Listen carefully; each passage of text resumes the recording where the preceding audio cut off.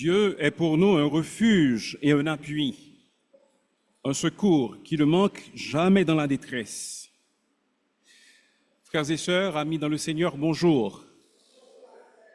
C'est pour nous une énorme assurance de savoir que notre Dieu et notre Père est pour nous un protecteur, un refuge sur lequel nous pouvons toujours compter à toutes les heures du jour ou de la nuit. Ce Dieu si fidèle, si bon, n'est-il pas digne de notre adoration? Eh bien, élevons nos voix vers lui et louons-le de tout notre cœur. C'est notre frère Paul Rachel Cadet qui nous dirigera dans le culte de ce matin.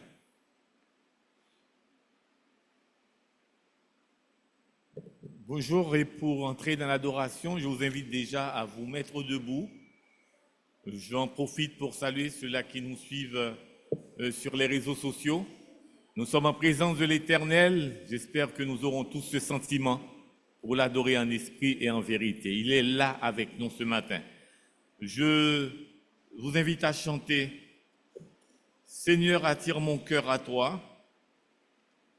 C'est certainement, ce sera projeté et on va chanter ensemble.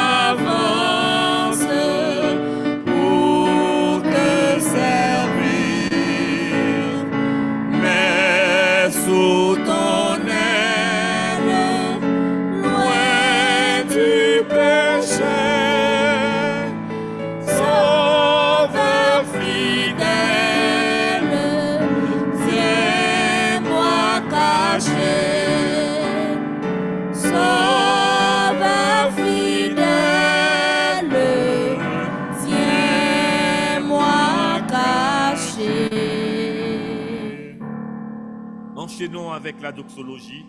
Gloire à Dieu, notre Créateur, gloire à Christ, gloire à l'Esprit, louange et gloire au Dieu Sauveur.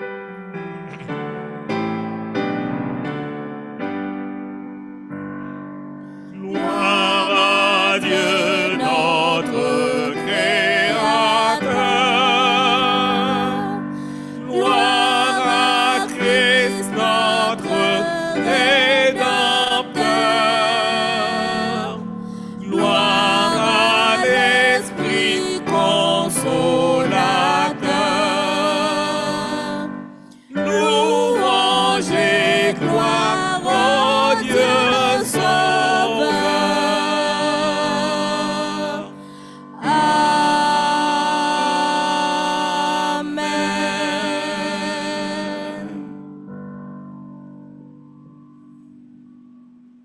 Notre Dieu, notre Père, nous ne pouvons ne pas être contents parce que nous sommes en ta présence ce matin. Nous avons la joie au cœur parce que nous t'appartenons. Nous nous réjouissons parce que nous faisons partie de la grande famille chrétienne. Seigneur, nous sommes reconnaissants envers toi ce matin pour le privilège que tu nous donnes de te servir, de te louer, de t'adorer. Lorsque nous pensons à ta toute-puissance, nous sentons que nous sommes infiniment petits devant toi. Lorsque nous pensons également à ta sainteté, nous reconnaissons, Seigneur, que nous sommes misérables. C'est la raison pour laquelle nous voulons te demander, au début de ce service, de pardonner nos péchés, de sanctifier nos cœurs. Nous savons que tes yeux sont trop purs pour regarder le mal. Nous te demandons, Seigneur, en vertu du sang de ton Fils Jésus coulé à la croix pour nous sauver, pour nous laver de toute iniquité, nous te demandons d'avoir pitié de nous ce matin. Donne-nous la disposition à t'adorer. Permets, Seigneur, que nous ayons l'esprit fixé sur toi. Aide-nous, Seigneur, à nous souvenir, pendant que nous sommes en ta présence, de ton grand amour, de ta bonté et de ta fidélité envers nous, pour que nous puissions dire, à l'instar de David, « Mon âme bénit l'Éternel, que tout ce qui est en moi bénisse son Saint-Nom. Mon âme bénit l'Éternel, et n'oublie aucun de ses bienfaits. » Seigneur, nous te remettons ce culte d'adoration, soit avec le dirigeant, soit avec tous ceux qui ont une part active dans ce culte d'adoration. Permets que nous soyons tous guidés par ton Saint-Esprit. Et lorsque nous aurons laissé ce lieu, que nous puissions dire que c'était bon d'être dans ta présence. Écoute notre prière, car nous te l'adressons au nom de ton Fils Jésus, à qui revienne la gloire, la puissance, au siècle des siècles. Amen. Lisons alternativement les psaumes 127 et 128.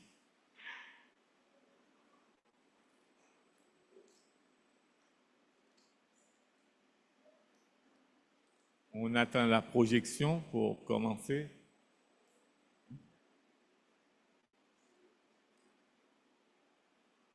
Si l'Éternel ne bâtit la maison, ceux qui la bâtissent travaillent en vain.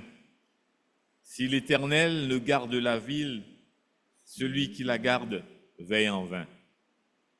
En vain, vous levez-vous matin, vous couchez-vous tard, et mangez-vous le pain de douleur. Il en donne autant à ses bien-aimés pendant leur sommeil. Voici, des fils sont un héritage de l'Éternel. Le fruit des entrailles est une récompense. Comme les flèches dans la main d'un guerrier, ainsi sont les fils de la jeunesse. Heureux l'homme qui en a rempli son carquois. Ils ne seront pas confus quand ils parleront avec des ennemis à la porte. Heureux tout homme qui craint l'Éternel, qui marche dans ses voies. Tu jouis alors du travail de tes mains. Tu es heureux, tu prospères. Ta femme est comme une vigne féconde dans l'intérieur de ta maison. Tes fils sont comme des plants d'olivier autour de ta table. C'est ainsi qu'est béni l'homme qui craint l'Éternel. L'Éternel te bénira de Sion et tu verras le bonheur de Jérusalem tous les jours de ta vie. Ensemble, tu verras les fils de tes fils, que la paix soit sur Israël. Amen. Nous allons entonner un dernier chant dans cette posture avant que vous vous rassoyiez. Le cœur des bienheureux. Si vous avez nos feuillets, c'est le numéro 5 de nos feuillets.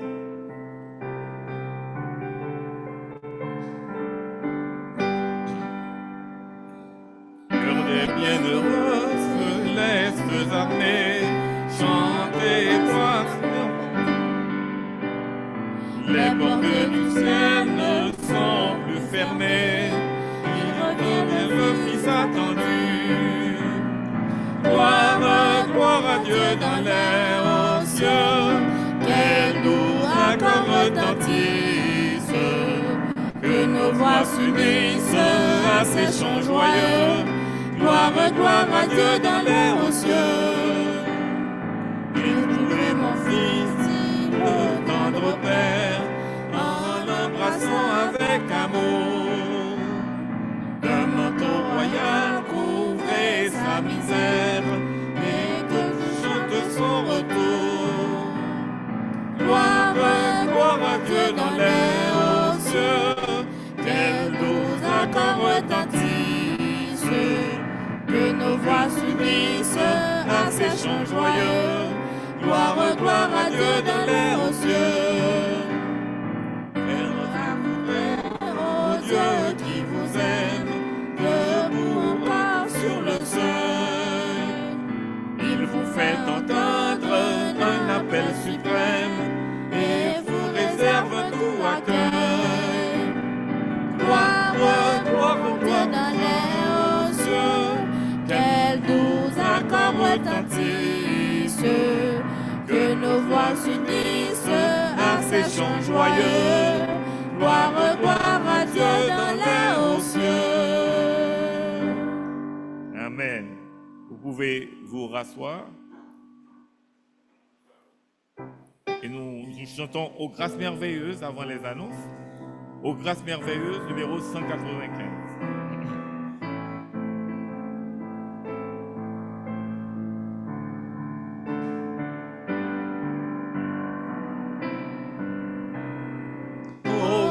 Merveilleuse, don qui nous vient de Dieu, grâce si précieuse,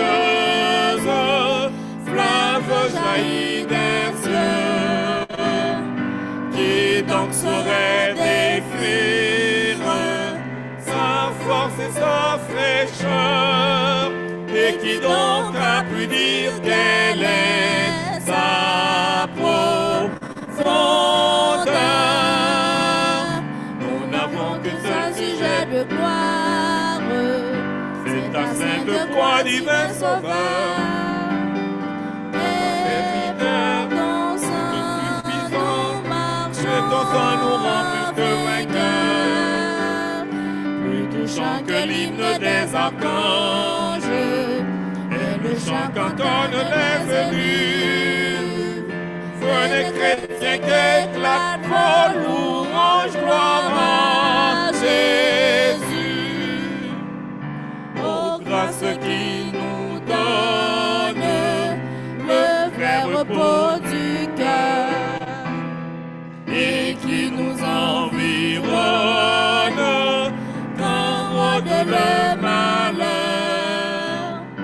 Elle a rompu nos chaînes, nos forfaits, que Satan se démène, nous demeurons en paix. Nous n'avons qu'un seul sujet de gloire, c'est ta sainte croix, divin sauveur. Ta grâce est puissante, toute suffisante, et ton sang nous rend plus que vainqueurs. Chante l'hymne des archanges et le chant qu'entonnent les élus. Venez chrétiens qu'éclate vos louanges, gloire à Jésus. Grâce symphonie forte que la mer, source dont les eaux vives coulent en plein désert. Par ce courant de vie, nous savons porter, et notre âme affranchie chante sa liberté.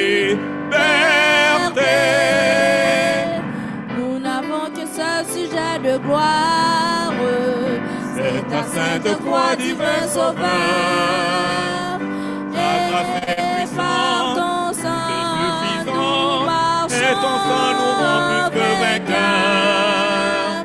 Plus touchant que l'hymne des archanges, et le chant qu'entendent les élus. Venez chrétiens qu'éclate vos louanges, gloire à Jésus.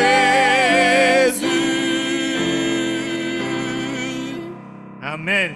Les chrétiens sont heureux de rendre gloire à Dieu, à notre Seigneur Jésus-Christ, qu'il en prenne plaisir. Maintenant, nous passons aux annonces avec notre frère Canti Aurélien. Les annonces seront suivies des offrandes et de la prière pastorale.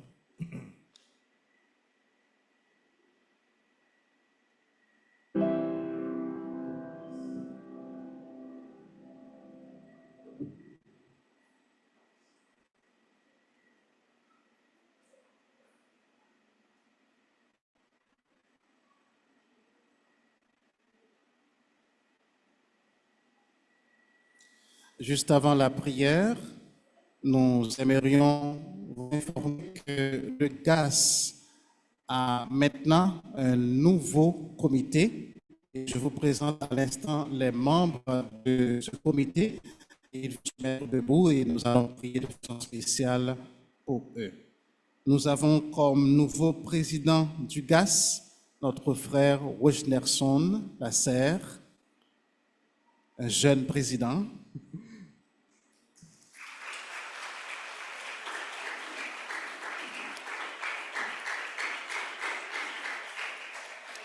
Il sera épaulé par notre frère Patrick Hippolyte, qui est le vice-président.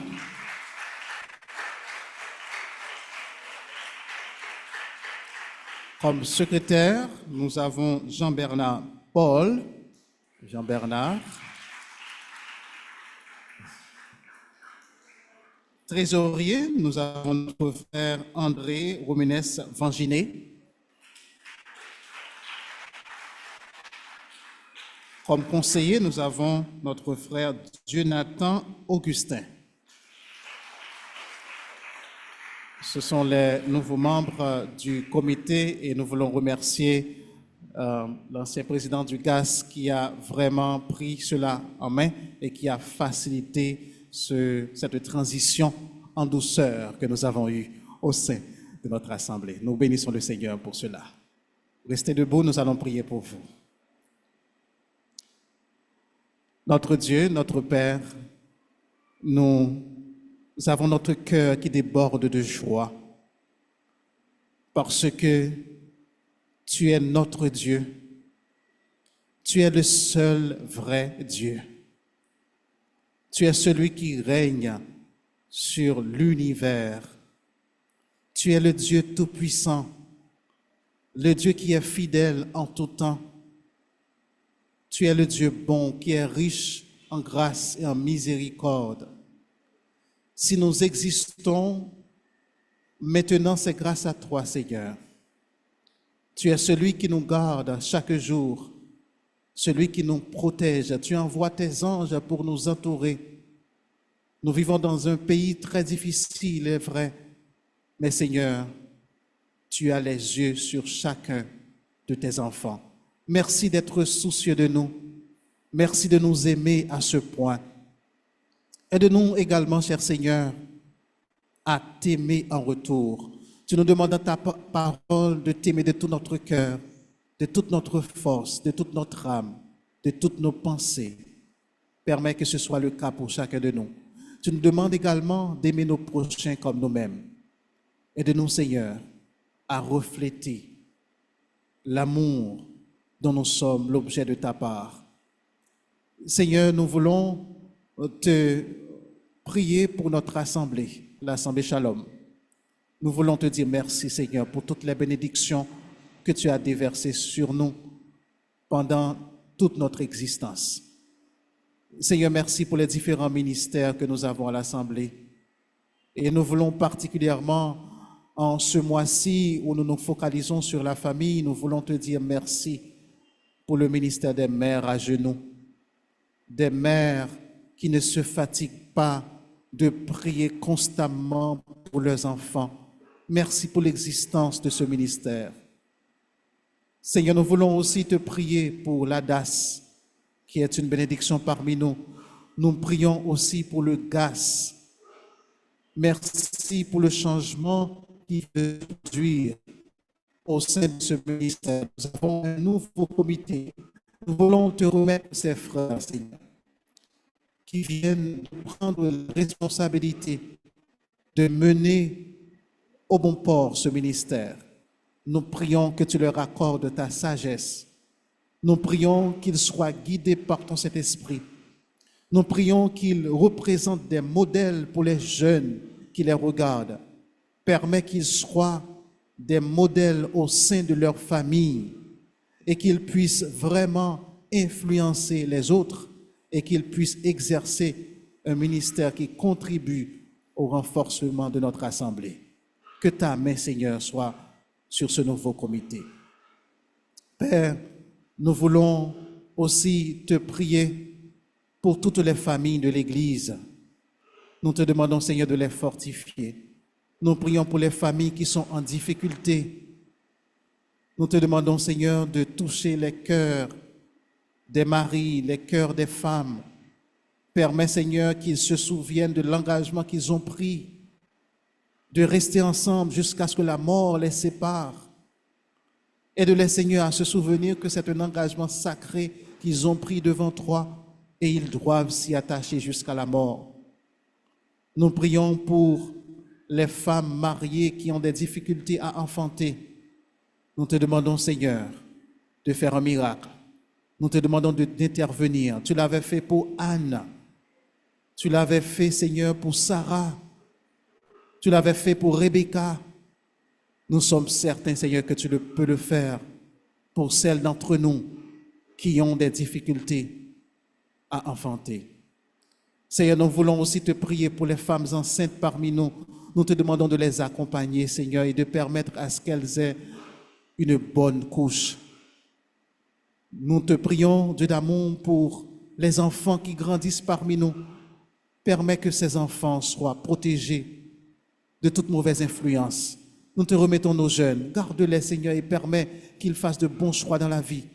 Ceux qui voudraient avoir un fiancé ou celle qui voudrait avoir un fiancé ou celui qui voudrait avoir une fiancée, nous te demandons, Seigneur, de les guider dans les choix qu'ils font pour qu'ils fassent des choix qui sont en harmonie avec ta parole.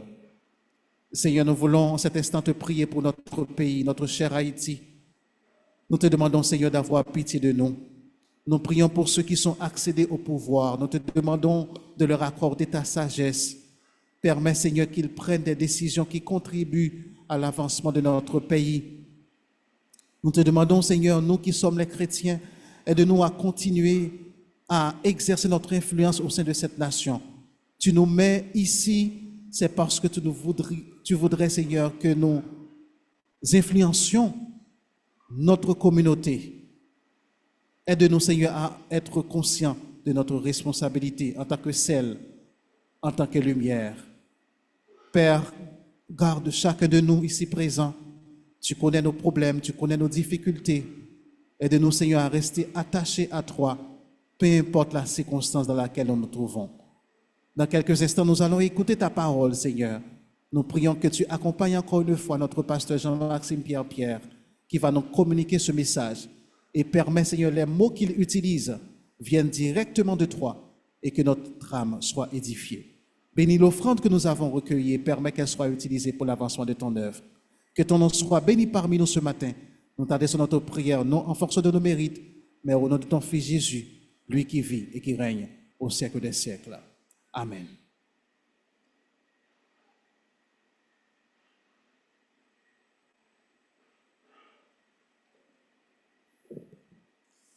Je vous prie d'ouvrir vos Bibles en Deutéronome 6 pour lire avec nous du verset 1 au verset 15. La lecture sera faite par notre sœur Jacqueline Lamont et nous lirons avec elle. Entre-temps, je demande aux enfants de passer par cette porte, de passer par ici. Les enfants, vous me regardez? Je vous demande de passer par ici pour aller au culte préparé à votre intention. On passe de ce côté.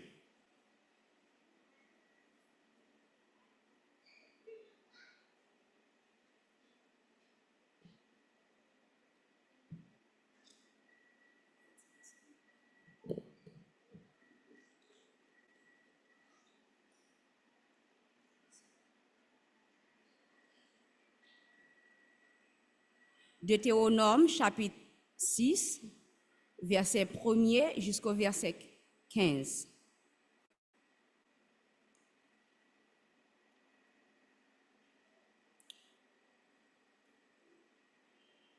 Voici les commandements, les lois et les ordonnances que l'Éternel, votre Dieu, a commandé de vous enseigner, afin que vous les mettiez en pratique dans le pays dont vous allez prendre possession, afin que tu craignes l'Éternel, ton Dieu, en observant tous les jours de ta vie, toi, ton fils et le fils de ton fils, toutes ces lois et tous ces commandements que je te prescris, et afin que tes jours soient prolongés.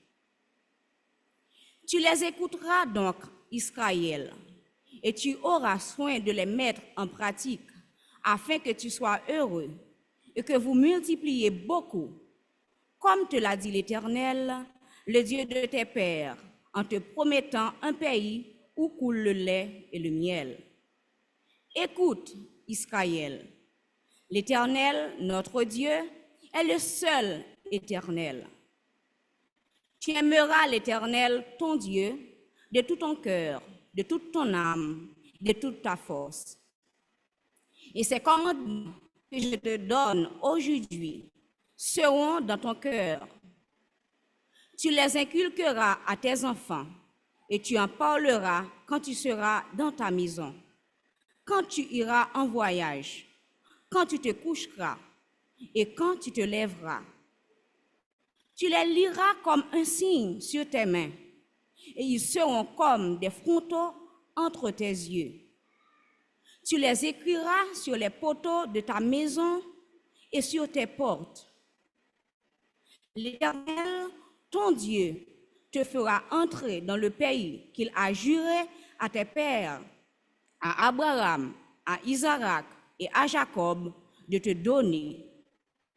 Tu posséderas de grandes et de bonnes villes que tu n'as point bâties, des maisons qui sont pleines de toutes sortes de biens et que tu n'as point remplies, des citernes creusées que tu n'as point creusées, des vignes et des oliviers que tu n'as point plantés.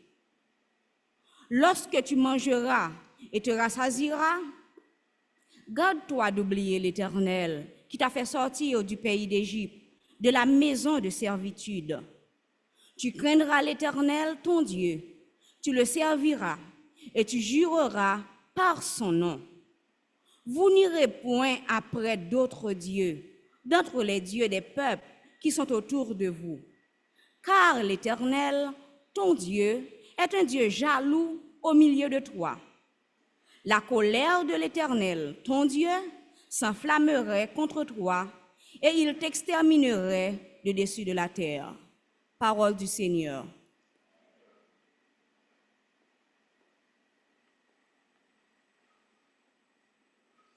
Je veux à présent prendre le soin. Seule la parole prime sur tout ce que nous faisons. Veuillez vous rasseoir. Nous chantons Avant de passer la parole au pasteur pour le message de ce matin, nous allons entonner « Mon Sauveur m'aime ».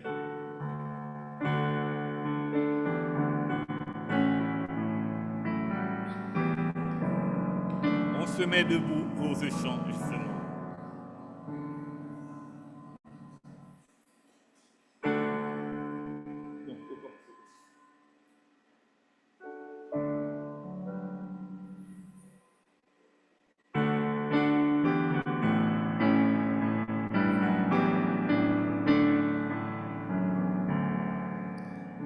Mon Sauveur m'aime, quel ferme appui pour ma foi, l'amour suprême descend vers moi.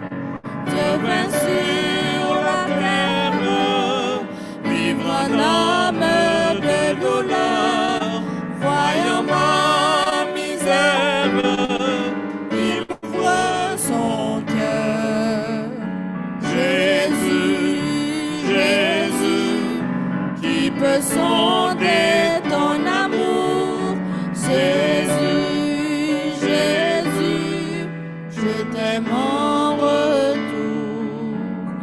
Mon Sauveur m'aime, malgré mon indignité, toujours le même, plein de bonté. Il voit ma souffrance, il enlève mon souci, son amour immense est mon surabri. Jésus, Jésus, qui peut sonder ton amour? Jésus, Jésus, je t'aime en retour. Mon Sauveur m'aime comme un joyau précieux du diadème qu'il porte aux cieux. Sa vie éternelle, il la partage avec moi. Sa gloire immortelle, il l'offre à ma foi. Jésus, Jésus, qui peut sonder ton amour? Jésus, Jésus, je t'aime en retour. Amen. Veuillez vous rasseoir. Et si vous entendez la voix de l'Éternel à travers le message du pasteur, n'endurcissez pas vos cœurs.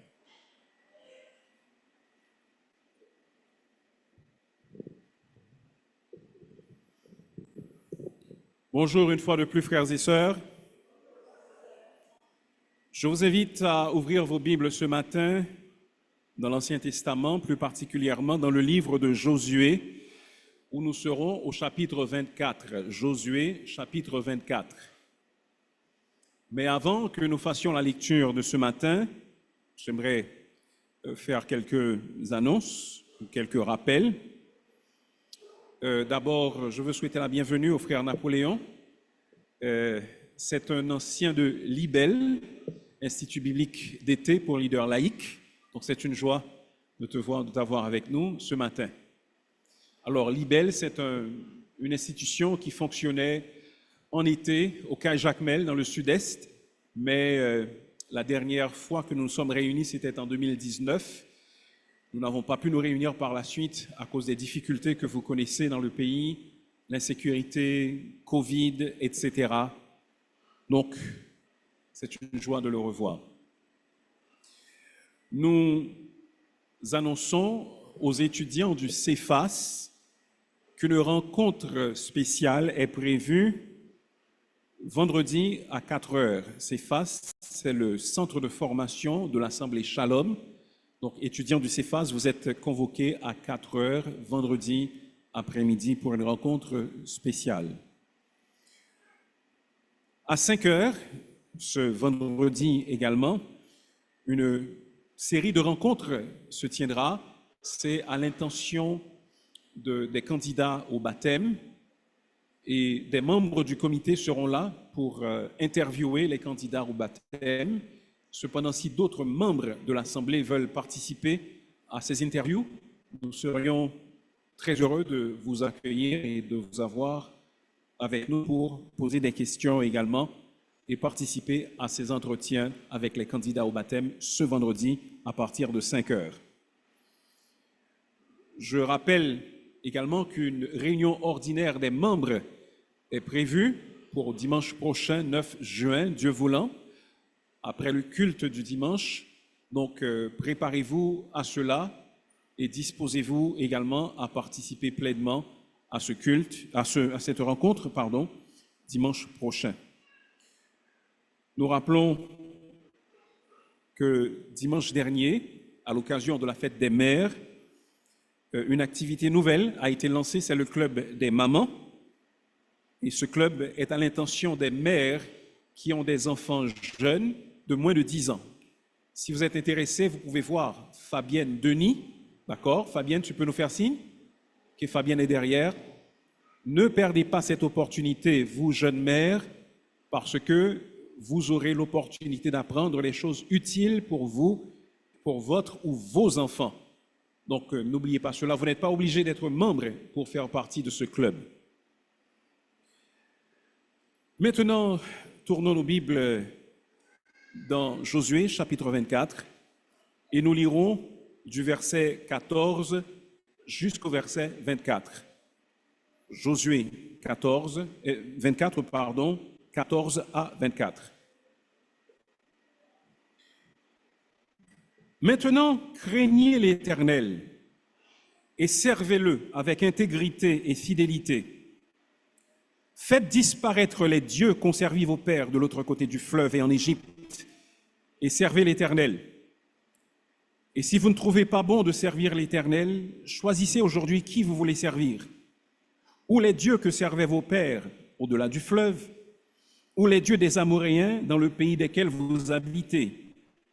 Moi et ma maison, nous servirons l'Éternel. Le père répondit et dit, loin de nous la pensée d'abandonner l'Éternel et de servir d'autres dieux, car l'Éternel est notre Dieu. C'est lui qui nous a fait sortir du pays d'Égypte, de la maison de servitude, nous et nos pères. C'est lui qui a opéré sous nos yeux ces grands prodiges et qui nous a gardés pendant toute la route que nous avons suivie et parmi tous les peuples au milieu desquels nous avons passé. Il a chassé devant nous tous les peuples et les Amoréens qui habitaient ce pays. Nous aussi, nous servirons l'Éternel, car il est notre Dieu. Josué dit au peuple, vous n'aurez pas la force de servir l'Éternel, car c'est un Dieu saint, c'est un Dieu jaloux. Il ne pardonnera point vos transgressions et vos péchés. Lorsque vous abandonnerez l'Éternel et que vous servirez des dieux étrangers, il reviendra vous faire du mal et il vous consumera après vous avoir fait du bien. Le peuple dit à Josué, non, car nous servirons l'Éternel. Josué dit au peuple, vous êtes témoins contre vous-même que c'est vous qui avez choisi de servir l'Éternel pour le servir. Ils répondirent, nous en sommes témoins. Ôtez donc les dieux étrangers qui sont au milieu de vous et tournez votre cœur vers l'Éternel, le Dieu d'Israël. Et le peuple dit à Josué, nous servirons l'Éternel notre Dieu et nous obéirons à sa voix. Parole du Seigneur. Le petit-fils d'un pasteur passait les vacances chez une de ses tantes.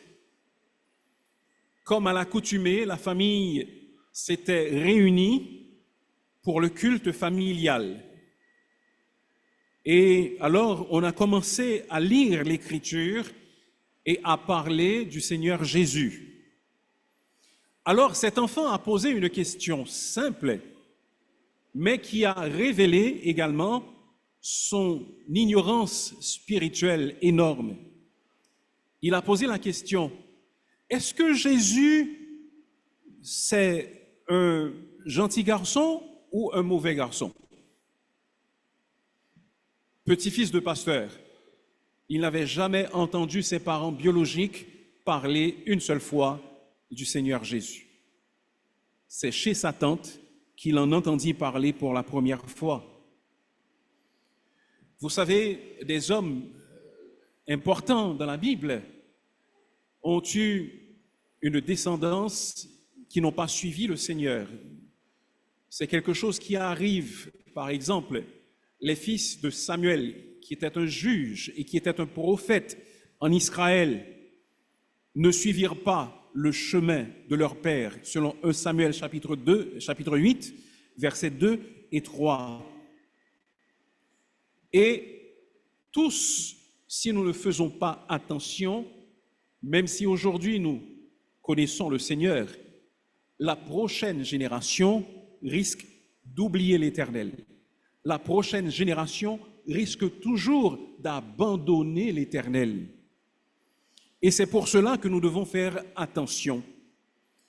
Josué, dont il est question dans ce passage, était un personnage remarquable dans l'Ancien Testament.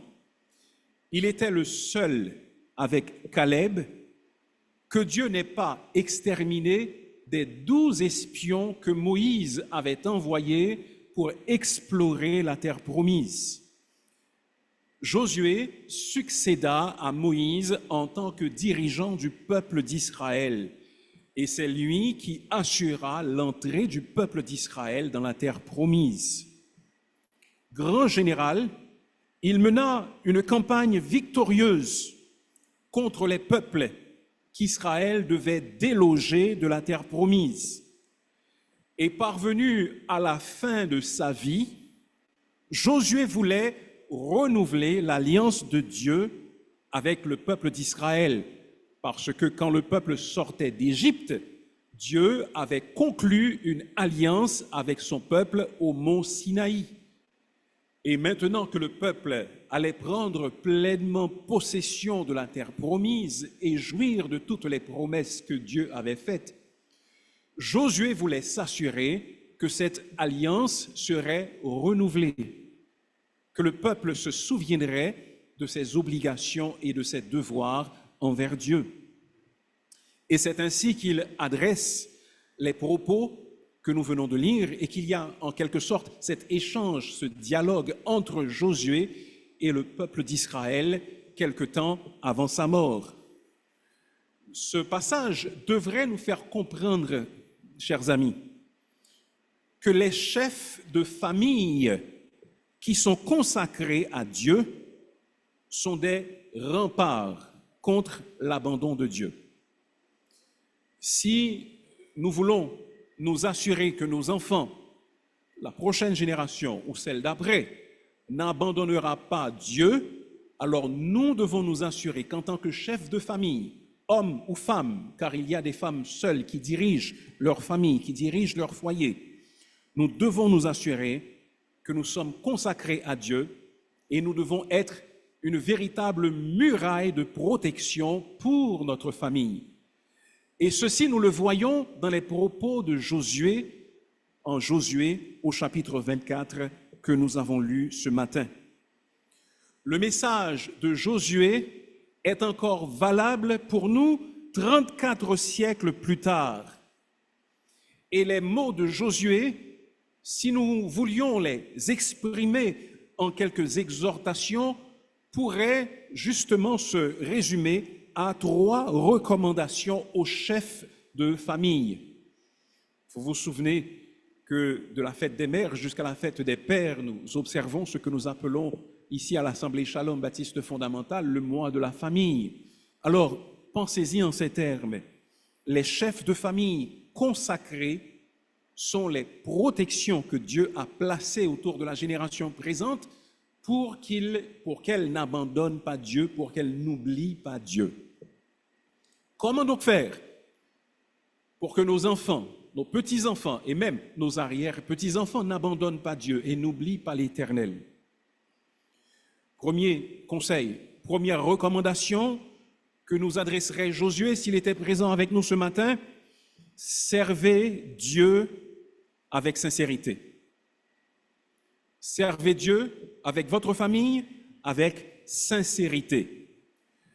Il utilise plusieurs expressions pour relater cette vérité. Mais en particulier, il dit au verset 14, « Craignez l'Éternel et servez-le avec intégrité et fidélité. » Craignez l'Éternel, ça ne veut pas dire avoir peur de l'Éternel, mais cela veut dire avoir un profond respect pour l'Éternel. Et il dit également qu'il faut servir Dieu avec intégrité et avec fidélité. Le mot intégrité, j'ai déjà eu à attirer votre attention sur ce mot. Ce mot comporte l'idée de ce qui est entier. Cela veut dire, entre autres, que ce qu'il y a à l'intérieur, c'est également ce qu'il y a à l'extérieur.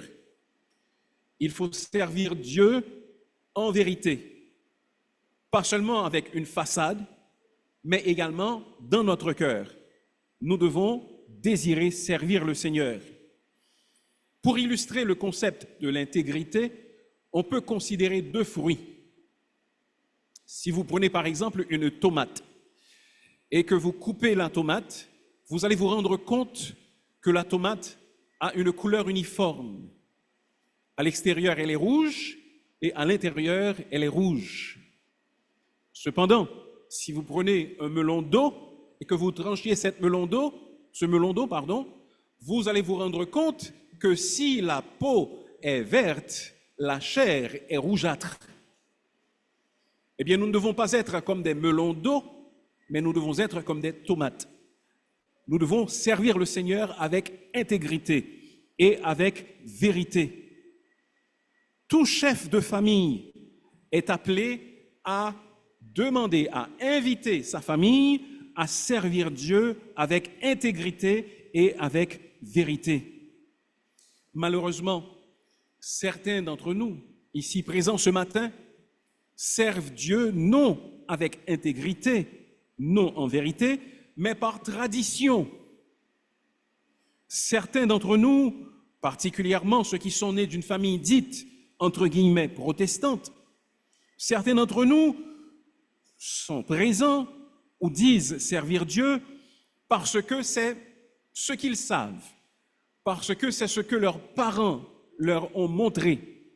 Mais cela ne suffit pas. Il ne suffit pas de servir Dieu tout simplement par tradition. Certains servent Dieu par nécessité. Ils le font pour pouvoir jouir d'un privilège ou d'un avantage quelconque. Ils savent peut-être que s'ils se convertissent, entre guillemets, à Jésus, alors ils seront à l'abri des forces du mal. Alors ils viennent s'abriter sous les ailes du Seigneur, cherchant tout simplement une protection pour leurs enfants ou pour leur famille ou pour eux-mêmes. Cela ne suffit pas. Il ne suffit pas de servir le Seigneur par nécessité. Certains servent le Seigneur par obligation. Un parent le leur impose. Ils ne peuvent attendre de pouvoir prendre leurs décisions personnelles pour servir Dieu. Certains servent Dieu en vue de recevoir des bénédictions personnelles. Pour eux, leur relation avec Dieu, c'est comme un échange donnant-donnant. Seigneur, je te donne ceci et en échange, je m'attends à ce que tu me donnes cela. Non, frères et sœurs, nous ne sommes pas appelés à servir Dieu pour aucun de ces motifs que je viens de citer. La seule raison pour laquelle nous devons servir Dieu, c'est parce que Jésus-Christ nous a sauvés. Et parce que Dieu nous épargne d'un enfer éternel et qu'il nous promet la vie éternelle également. D'autres servent Dieu par apparence, ils prétendent servir Dieu et une fois qu'ils auront obtenu un avantage, un privilège qu'ils cherchent, et alors on ne les verra plus et alors leur flamme sera pratiquement éteinte. Mais nous devons nous rappeler, frères et sœurs, que Josué, avant de prononcer ces paroles, avait fait un rappel de l'histoire d'Israël à ceux qui étaient là. Il leur a rappelé comment Dieu les avait délivrés de l'Égypte, comment Dieu leur avait ouvert un passage au travers de la mer Rouge, comment Dieu leur avait donné la victoire contre des rois puissants, comment Dieu avait même asséché devant eux les eaux du Jourdain. Et en fonction de cela, Ils étaient censés se souvenir de tout ce que Dieu avait fait et vouloir servir Dieu avec intégrité, servir Dieu avec vérité, avec sincérité de tout leur cœur. Ainsi, frères et sœurs, puisque Dieu nous a délivrés du péché et de la mort, et puisqu'il nous a appelés à son admirable lumière, devenir par exemple des missionnaires ou des ouvriers à temps plein pour Dieu ne devrait pas être un fardeau, mais cela devrait être un plaisir. Si nous le servons avec intégrité et avec sincérité de cœur, donner de nos revenus afin de faire avancer son œuvre, ce n'est pas un fardeau, mais c'est un privilège, parce que Dieu m'a sauvé d'un abîme de péché. Aller à la recherche des âmes pour le Seigneur Jésus-Christ ne devrait pas être perçu comme une tâche déshonorable. Bien au contraire, nous devrions chercher les perdus pour Jésus, parce que lui, il nous a cherchés également dans la noirceur où nous étions, dans les ténèbres, et il nous appelle à en faire de même. Nous préserver des souillures du monde, offrir nos corps en sacrifice à Dieu devrait être notre culte raisonnable. Cela ne devrait pas être un fardeau. Voilà en quoi se traduit donc un service sincère, un service intègre, un service vrai à Dieu.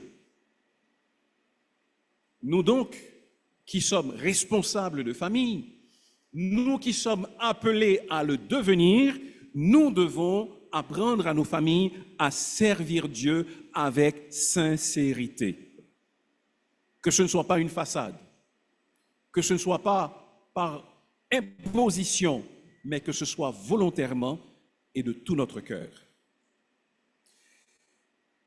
Pour ne pas abandonner l'Éternel, les chefs de famille, si nous nous référons aux paroles de Josué, ont, par ces paroles, par ce texte que nous avons lu, ils reçoivent une autre recommandation. Laquelle? Nous pourrions formuler cette deuxième recommandation comme suit. Servez Dieu avec votre famille sans rivalité. Sans rivalité. Pourquoi disons-nous cela? Si nous regardons au chapitre 24 et à la deuxième partie du verset 24, nous lirons ceci, ou du verset 14. Maintenant craignez l'Éternel et servez-le avec intégrité et fidélité. Josué continue pour dire, faites disparaître les dieux qu'ont servi vos pères de l'autre côté du fleuve et en Égypte. Et verset 15 encore une fois, si vous ne trouvez pas bon de servir l'Éternel, choisissez aujourd'hui qui vous voulez servir, ou les dieux que servaient vos pères au-delà du fleuve, ou les dieux des Amoréens dans le pays desquels vous habitez. Il y avait un problème d'idolâtrie au sein du peuple. Pas une idolâtrie grossière, pas une idolâtrie évidente, mais une idolâtrie sous-jacente, une idolâtrie très subtile. En effet, peu de temps après la fondation de la nation d'Israël avec Abraham, le peuple ainsi créé par Dieu a commencé à éprouver des difficultés par rapport à l'idolâtrie. Abraham lui-même venait d'un milieu idolâtre. Lui, il a abandonné les idoles pour servir le Dieu vivant et vrai. Mais en Genèse, déjà, nous voyons que Rachel, la femme de Jacob, avait gardé les téraphim de son père. Jacob servait son beau-père et il s'était enfui à l'insu de son beau-père. Et Rachel avait pris des téraphim. C'est quoi les téraphim? Les téraphim, c'était des statuettes représentant des dieux de maison que les gens avaient chez eux. Et Laban, père de Rachel, beau-père de Jacob, a poursuivi Jacob, entre autres, pour pouvoir retrouver ces téraphim. Remarquez que ces statuettes étaient assez petites pour être cachées sous une selle, sous la selle d'une monture, d'un chameau, d'un cheval, ou d'une bête de somme. Donc ce n'était pas quelque chose d'énorme, c'était quelque chose de plutôt discret, que l'on pouvait facilement apporter avec soi. De même, après la sortie d'Égypte, le peuple s'est fait un veau d'or pour l'adorer, selon Exode chapitre 32. Le problème d'idolâtrie continue.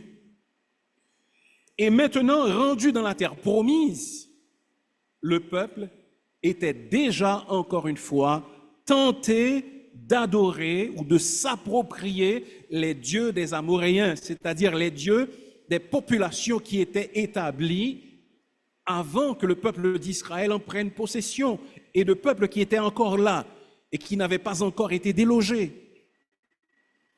Donc, le problème d'idolâtrie était sérieux. Et voilà pourquoi Josué lance un avertissement sévère, un avertissement pour que le peuple puisse renoncer aux divinités païennes. L'idolâtrie est un péché particulièrement grave et hideux aux yeux de Dieu. Les deux premiers commandements du Décalogue, qui résument l'alliance que Dieu avait faite avec le peuple d'Israël, concernent justement le besoin de renoncer à toutes sortes d'idolâtrie. Le premier commandement dit « Tu n'auras point de Dieu, point d'autre Dieu devant ma face, pas d'autre Dieu ». Et le second commandement dit clairement « Tu ne te feras point d'image taillée, tu ne te prosterneras point devant elle ». Selon Deutéronome 5, versets 7 à 9. Josué voulait faire comprendre donc que Dieu n'admet pas de rival, qu'il n'y ait pas parmi vous d'autres dieux parce que Dieu est le seul que vous puissiez servir. Un épisode de l'histoire d'Israël illustre comment ce commandement avait été compris et comment également l'idolâtrie avait été un problème. Je ne l'ai pas mentionné à dessein, mais c'est pour illustrer ce que Josué a dit. Regardez avec moi en Genèse au chapitre 35. Il s'agit ici de Jacob qui se rend dans la terre promise et qui en cours de route demande à ceux qui l'accompagnent de se débarrasser de leurs idoles. Genèse, chapitre 35. Au début du chapitre, voici ce que nous lisons, verset 2. Jacob dit à sa maison et à tous ceux qui étaient avec lui, « ôtez les dieux étrangers qui sont au milieu de vous, purifiez-vous et changez de vêtements. » Verset 4. Ils donnèrent à Jacob tous les dieux étrangers qui étaient entre leurs mains et les anneaux qui étaient à leurs oreilles. Jacob les enfouit sous le térébinthe qui est près de Sichem. Verset 5. Ensuite ils partirent. La terreur de Dieu se répandit sur les villes qui les entouraient et l'on ne poursuivit point les fils de Jacob. Donc voilà, encore une fois, c'est une preuve que l'idolâtrie était là. Et maintenant, Jacob, qui allait connaître un moment de renouveau et un véritable réveil avec Dieu, l'une des choses qu'il a demandé à ceux qui l'accompagnaient de faire, c'était de se dépouiller de leurs statuettes, de se dépouiller de leurs idoles, de se débarrasser de leurs faux dieux. Et justement, Dieu a béni Jacob à cause de cela. Premièrement, il a répandu la terreur parmi les autres nations pour qu'ils n'attaquent pas Jacob. Et lorsque Jacob est arrivé à Béthel, Dieu a renouvelé sa relation avec Jacob et Jacob a connu des progrès dans sa vie spirituelle. Eh bien, vous savez, l'une des caractéristiques de notre société, malheureusement, notre société haïtienne, c'est le syncrétisme religieux. Un mélange de croyances, de pratiques religieuses qui proviennent de traditions diverses, au point même que ceux qui se disent chrétiens peuvent se rendre coupables de servir d'autres dieux. Oh, pas ouvertement. Ils viendront toujours à l'Église. Cependant, certaines de leurs pratiques trahiront une certaine allégeance envers des dieux étrangers. Et Dieu nous demande justement, en tant que parents, en tant que responsables de foyers chrétiens, de renoncer à de telles choses. Dans un article écrit par une agence de nouvelles haïtienne, ces premiers mots apparaissent. Marie-Claire est de confession protestante. Cependant, poursuit cet article, chaque année, avant que son enfant aille à l'école, elle prépare un bain spécial. Mais elle le fait en secret, elle le fait en cachette, car elle ne veut pas que les autres sachent qu'elle le fait. Frères et sœurs, si nous sommes chrétiens, nous n'avons pas de bain de chance à donner, parce que le Seigneur Jésus-Christ est notre protecteur. Dieu est pour nous un refuge et un appui, un secours qui ne manque jamais dans la détresse. Et si Dieu veut que je sois atteint, qu'il en soit ainsi, mais qu'on ne nous surprenne jamais en train de prêter notre allégeance à des dieux étrangers, parce que si nous le faisons, ce sera un fardeau pour les générations futures. Ne servons pas les dieux étrangers. Mais direz-vous, il y a peu d'idoles, peu de dieux étrangers dans notre culture? Pas tout à fait. Certaines religions vous proposeront des saints. D'autres vous proposeront d'autres divinités. Mais souvenons-nous, frères et sœurs, que Dieu est jaloux. Ce que Josué eut à dire, Dieu est jaloux et c'est une jalousie qui est sainte. Et Dieu ne permet pas que ses enfants se prosternent devant d'autres dieux. En Ésaïe chapitre 42 et au verset 8, il dit « Je suis l'Éternel, c'est là mon nom, et je ne donnerai pas ma gloire à un autre, ni mon honneur aux idoles. » Dieu ne donne pas sa gloire à un autre. Il ne donne pas son honneur aux idoles. Oh, n'allons pas chercher de solution dans les ténèbres lorsque les médecins ne peuvent pas nous expliquer la cause ou l'origine d'une maladie. Quand les autres vous disent « ça, c'est pas maladie, docteur », ce n'est pas une raison pour que vous alliez chercher la solution dans les ténèbres. Si nous le faisons, alors nous sommes redevables à des dieux étrangers. Or, Dieu est un Dieu jaloux. Nous ne pouvons pas le tromper. Dieu n'admet pas de rival. C'est pourquoi Josué avertit le peuple et lui demande d'ôter du milieu de lui tous les dieux étrangers et de faire le choix de servir uniquement l'Éternel. Ne portez pas d'amulettes, de talismans comme une protection. Dieu est notre protecteur. Ne gardez pas une bouteille qui contient une substance concoctée par ceux qui ne connaissent pas le Seigneur Jésus-Christ quelque part dans votre maison. N'allez pas laver votre maison avec des feuilles, pas tout simplement dans un but d'hygiène, mais dans un but de protection supposée. Non, encore une fois, Dieu est notre protecteur.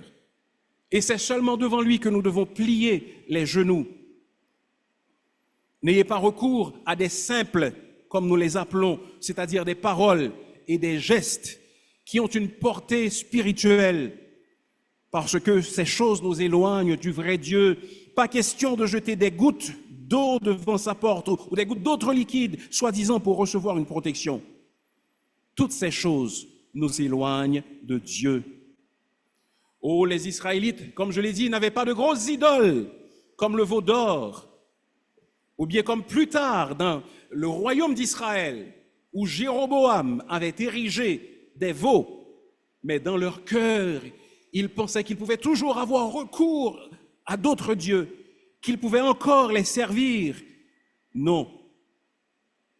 Faisons table rase de toute amulette, de toute statuette, de tout objet de superstition, parce que si nous voulons que notre famille serve Dieu, ne l'abandonne pas et lui soit fidèle jusque dans la 10e, la 15e génération, alors il faut que nous servions le Seigneur avec sincérité et il faut que nous servions le Seigneur sans rivalité.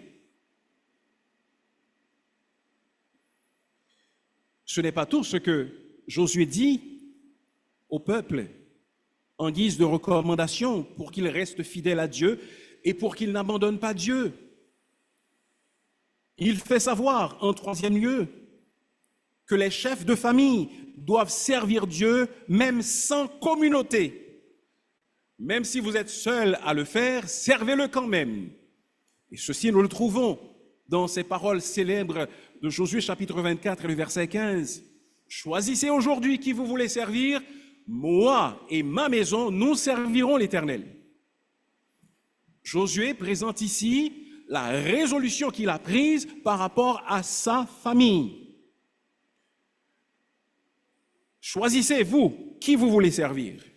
Je ne sais pas pour vous, mais quant à moi, même si personne ne sert l'Éternel, même si personne ne choisit de le suivre, quant à moi et à ma maison, nous servirons l'Éternel.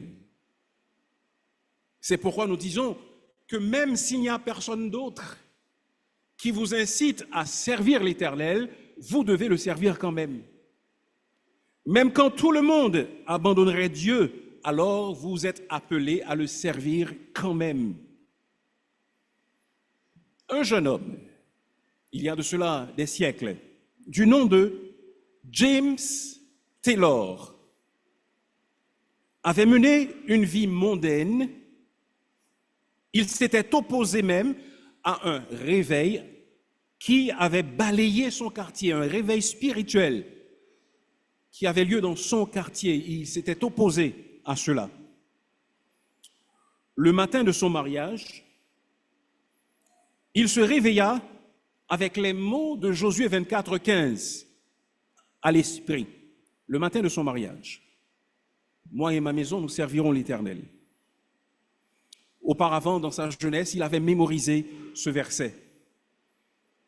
Contrairement à nos habitudes modernes, où nous prenons toute une journée pour nous préparer à cette époque et dans cette culture, ce jeune homme a travaillé toute la journée avant son mariage, qui devait avoir lieu le soir même.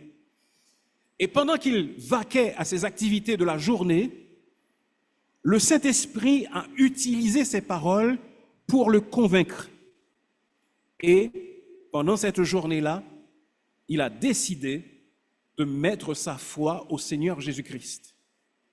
En s'inspirant de ces paroles, moi et ma maison, nous servirons l'Éternel. Sa fiancée, sa femme, fut très surprise et consternée par cette décision. Mais peu de temps après, elle également, elle est devenue croyante. Et un foyer chrétien fut fondé grâce à ce verset. Cependant, ce n'est pas la fin de l'histoire. Peut-être vous demandez-vous, mais qu'y a-t-il de si inhabituel à propos de cette histoire? Eh bien, parce que cet homme, James Taylor, était l'arrière-grand-père de quelqu'un qui est beaucoup plus connu, qui s'appelle Hudson Taylor. Si vous ne savez pas qui est Hudson Taylor était un missionnaire anglais qui s'est rendu en Chine et qui a fondé une organisation qui s'appelait à l'époque la Mission à l'intérieur de la Chine. Grâce à l'influence de Hudson Taylor, beaucoup de missionnaires se sont rendus en Chine et le christianisme a été fermement établi dans ce pays-là. Aujourd'hui encore, cette organisation existe sous le nom de OMF International, si vous voulez effectuer des recherches. Et pas plus tard que 1980, l'arrière-petit-fils de Hudson Taylor était président de cette organisation. Qu'est-ce que cela veut dire? C'est une démonstration, c'est un exemple qui nous montre que lorsqu'une famille, lorsqu'un chef de famille se décide à servir l'Éternel, quoi qu'il arrive autour de lui, eh bien, le Seigneur peut bénir cette famille pendant des générations. Si James Taylor n'avait pas reçu la vie éternelle en Jésus-Christ, sans doute, il n'aurait pas pu servir l'Éternel. Mais grâce à sa foi, grâce à sa nous ne connaîtrions pas aujourd'hui un Hudson Taylor. Certainement, la mission à l'intérieur de la Chine n'aurait pas été établie et des milliers d'âmes ne seraient pas venues à la fois au Seigneur Jésus. Ainsi, frères et sœurs, c'est pourquoi je vous invite à faire de ceci votre devise. Moi et ma maison, nous servirons l'Éternel. Même si vous avez 5 ans, même si vous avez 6 ans, 7 ans. Bon, alors ils ont jusqu'à 10 ans ici. À partir de 10 ans, un jour vous êtes appelés à fonder une famille, alors que ceci soit votre devise. Moi et ma maison, nous servirons l'Éternel. Dieu utilise les familles d'une manière spéciale pour accomplir son plan. Il ne se contente pas d'utiliser des hommes et des femmes seuls. Ainsi, Noé, en Genèse au chapitre 7, l'Éternel dit, Noé, entre dans l'arche, toi et toute ta maison. En Genèse, chapitre 17, versets 7 et 8, Dieu parle à Abraham et lui dit, « J'établirai mon alliance entre moi et toi et tes descendants après toi. » Dieu parlant à David, lui dit en 2 Samuel 7, verset 16, « Ta maison, c'est-à-dire toi et tes descendants, ta dynastie et ton règne, seront pour toujours assurés, ton trône sera pour toujours affermi. » Et Jésus, étant entré dans la maison de Zachée, dit, « Le salut est entré aujourd'hui dans cette maison. » C'est-à-dire pas seulement pour Zachée, mais pour les membres de sa famille. S'adressant à Corneille, Dieu lui dit, l'ange dit à Corneille, parce que Corneille était un centurion romain qui cherchait à connaître la vérité, et Dieu lui dit, Pierre te dira les choses par lesquelles tu seras sauvé, toi et toute ta maison. Le geôlier de Philippe, s'adressant à Paul et Silas, leur demande, que dois-je faire pour être sauvé? Et Paul et Silas lui répondirent, crois au Seigneur Jésus et tu seras sauvé, toi et ta famille. Le Seigneur a un plan pour des familles.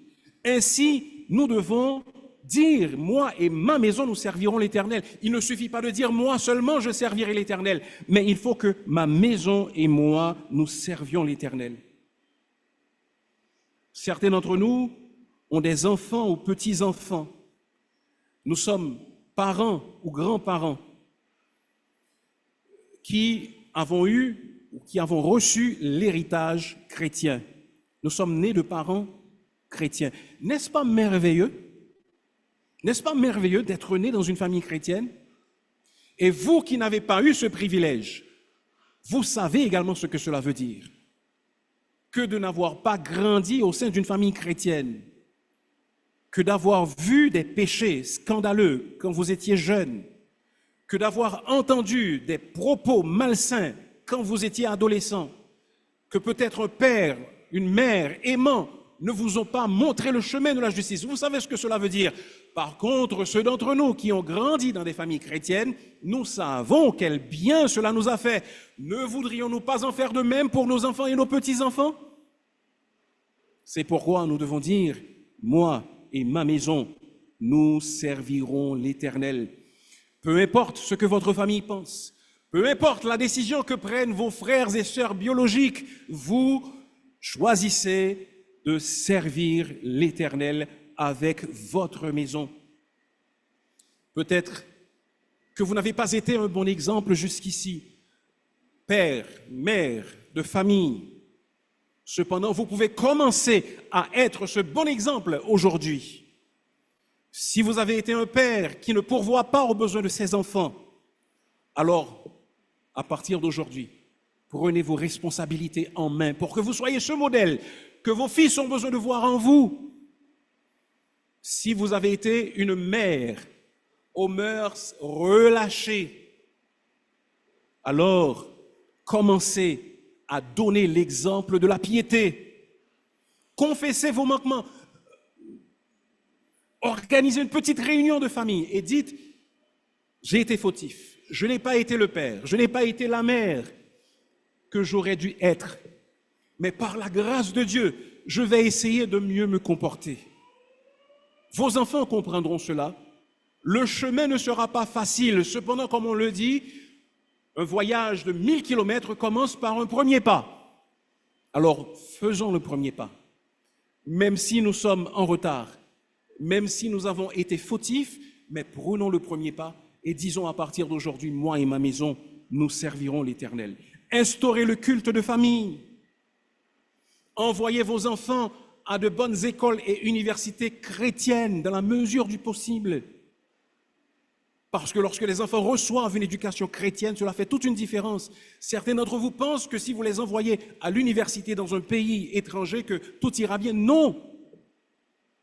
Malheureusement, sur les campus universitaires aux États-Unis, en Amérique du Nord, il y a des idées qui foisonnent, des idées qui se propagent, qui sont totalement contraires à la foi chrétienne et qui vont affaiblir la foi de vos enfants si vous les y envoyez, sans qu'ils soient préparés.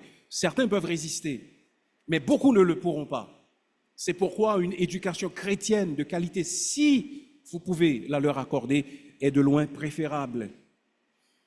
Encouragez-les à adopter la foi chrétienne et à se marier avec des conjoints qui ont la même foi. Parce que s'ils font de mauvais mariages, même si vous essayez de leur transmettre l'héritage, eux, ils ne pourront pas le faire avec leurs enfants. Voilà, frères et sœurs, les conseils que nous pouvons tirer des paroles de Josué, de cet entretien de Josué avec le peuple d'Israël, peu de temps avant sa mort. Les chefs de famille consacrés à Dieu sont des remparts contre l'abandon de Dieu. Ils protègent leur famille contre ce risque perpétuel d'abandonner Dieu, d'oublier Dieu. Pour cela, servez avec votre famille avec sincérité, que ce ne soit pas une façade.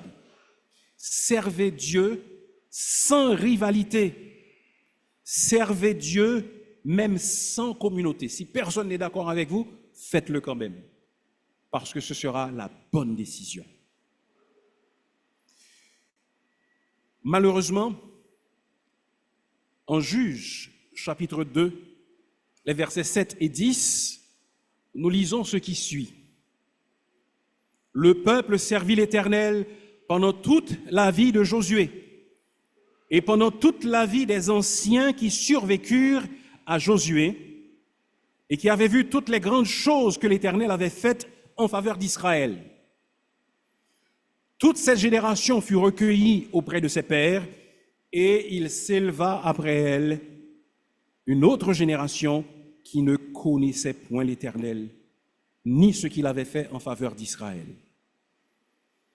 Et ceci prépare la scène pour ce qui va se produire dans le livre des Juges, après le livre de Josué, où constamment le peuple s'empêtre dans le péché et tombe sous la punition de Dieu, s'empêtre dans l'idolâtrie même, et ensuite doit endurer la punition de Dieu.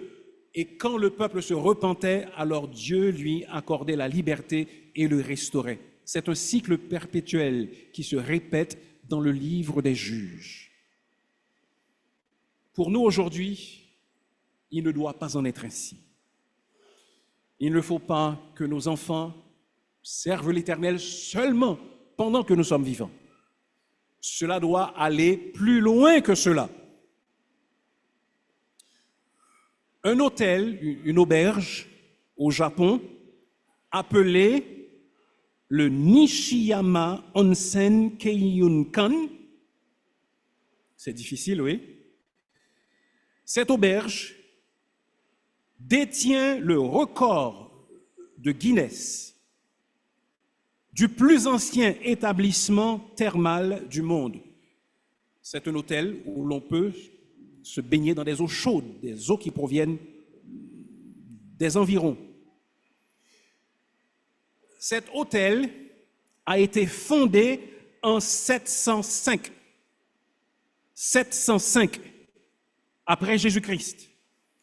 Et il a été exploité de manière continue par la même famille, y compris des héritiers adoptés, pendant 52 générations jusqu'à 2017. Ça fait 1300 ans environ. Le même établissement tenu par la même famille durant 52 générations. Pensez à cela. Dans les familles royales, comme la famille d'Angleterre, la famille royale d'Angleterre par exemple, on sait qui sera le roi, qui sera la future reine. Et si celui qui est destiné à devenir le futur monarque, il meurt, on sait qui va le remplacer. S'il renonce à la charge, quelqu'un d'autre est là. C'est pourquoi les maisons royales demeurent décennie après décennie, siècle après siècle. De même, frères et sœurs, je vous encourage, je vous donne ce défi, ce challenge, à vous battre pour que la prochaine génération et la prochaine puissent continuer à servir le Seigneur grâce à votre influence. Ne nous contentons pas d'influencer uniquement nos enfants, mais si le Seigneur nous en donne l'opportunité, nos petits-enfants et même nos arrière-petits-enfants. Et même quand peut-être nous n'aurons pas la possibilité de rencontrer nos descendants biologiques physiquement, peut-être que nous pouvons leur laisser un carnet quelconque, notre Bible soulignée, ou des vidéos maintenant, puisque tout le monde peut faire des vidéos, pour que même 5 ou 6 générations plus tard, nos enfants, nos arrières et arrière-petits-enfants sachent que nous avions décidé de servir l'Éternel. Écoutez, frères et sœurs, Josué, ce grand général, devait faire entrer le peuple d'Israël dans la terre promise et lui faire jouir d'une possession temporelle. Cependant, notre Josué à nous, Josué, c'est pratiquement le même nom. Ce Josué à nous, il nous invite à entrer en possession d'un héritage éternel, la vie éternelle. Et puisque notre Dieu, notre Seigneur Jésus-Christ, notre nouveau Josué par excellence, il veut nous donner le plus grand et le plus beau des héritages, pourquoi ne voudrions-nous pas en faire jouir nos enfants, nos arrière-petits-enfants et nos arrière-petits-enfants? Pourquoi pas? C'est le bien le plus précieux que nous puissions posséder. Donnons à nos enfants des millions, après quelques années, ils s'épuiseront. Mais donnons-leur la foi chrétienne et leur éternité sera assurée. C'est la meilleure possession que nous puissions leur transmettre. Alors faisons de notre mieux pour véritablement servir le Seigneur. Si vous ne l'avez pas encore fait, ne serait-ce pas le moment de mettre votre foi au Seigneur Jésus-Christ pour avoir la vie éternelle? Oui, choisissez aujourd'hui de servir Jésus comme James Taylor. Et vous pourrez voir des générations et des générations continuer à servir le Seigneur. Ouvrez une nouvelle page d'histoire dans votre vie, dans l'histoire de votre famille. Et ce sera avec le Seigneur Jésus-Christ un chapitre rempli de joie, un chapitre rempli d'accomplissements de piété à la gloire de Dieu. Et si nous connaissons déjà le Seigneur Jésus, continuons à rester à ses pieds et surtout que nous puissions dire avec Josué, moi et ma maison, nous servirons l'Éternel. Prions le Seigneur.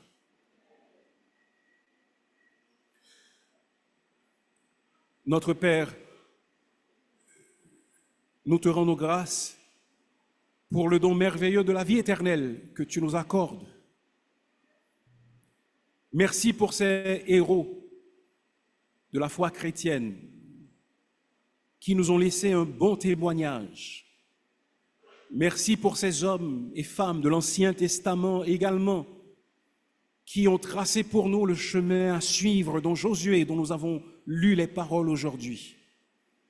Aide-nous à être comme lui et à servir l'Éternel. Pendant que nos yeux sont fermés, nos têtes baissées, je vous demanderai de réagir par rapport au message que vous venez d'entendre. Quelqu'un dirait-il aujourd'hui, oh, peut-être que vous l'avez déjà fait, mais vous voulez confirmer cette décision que vous avez prise. Père, mère de famille, jeune, même si vous n'êtes pas encore marié, même si vous n'avez pas encore une famille, mais vous y aspirez, mais vous dites, aujourd'hui, Je veux servir fidèlement l'Éternel avec ma famille. Je ferai de mon mieux pour que ma famille n'abandonne pas l'Éternel. Moi et ma maison, nous servirons l'Éternel. Pouvez-vous montrer cette décision en vous mettant debout sans que les autres regardent? C'est mon choix, c'est ma décision. Moi et ma maison, nous servirons l'Éternel. Père, mère de famille, autres, appelez, même si vous n'êtes pas encore mariés, mais c'est votre choix, c'est votre décision. Moi, je décide que moi et ma maison, nous servirons l'Éternel. Nous servirons l'Éternel. Dieu vous voit et il connaît votre résolution.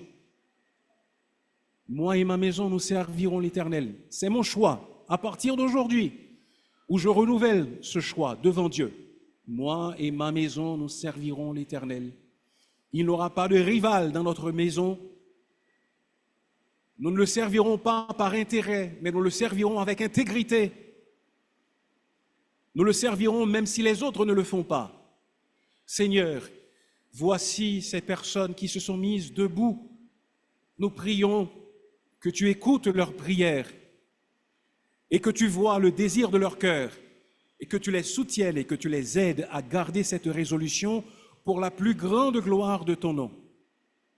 Fais que dans notre Église, dans notre assemblée, les prochaines générations se disent également chrétiennes et que les enfants de nos enfants et leurs petits-enfants continuent de te servir jusqu'au retour de notre Seigneur Jésus, au nom duquel nous te prions ainsi.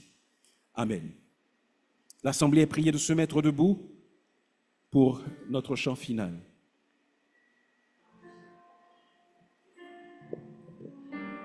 Le chant final, nous sommes au numéro 47, ma joie de t'appartenir.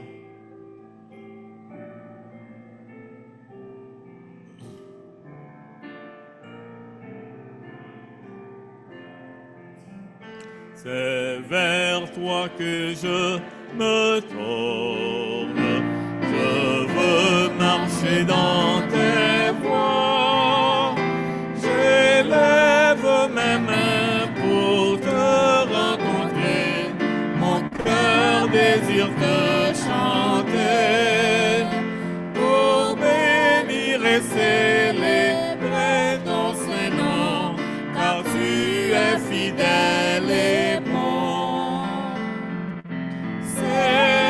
Seigneur, oh Seigneur, je veux te donner.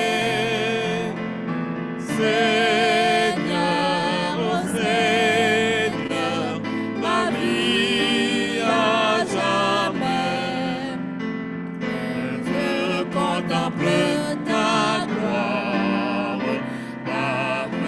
ranime ma foi, ta paix, ta joie inonde mon cœur, toi seul fais tout mon bonheur.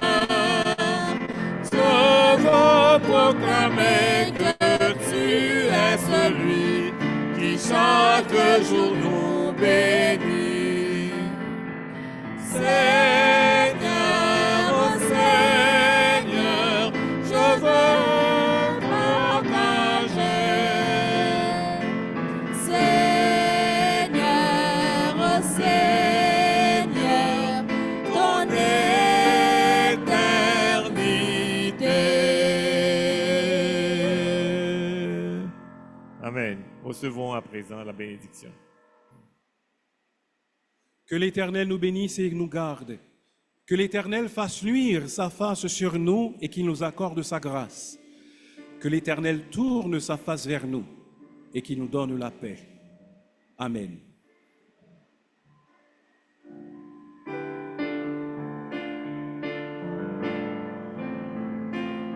N'oubliez pas de saluer les visiteurs. Les deux pasteurs seront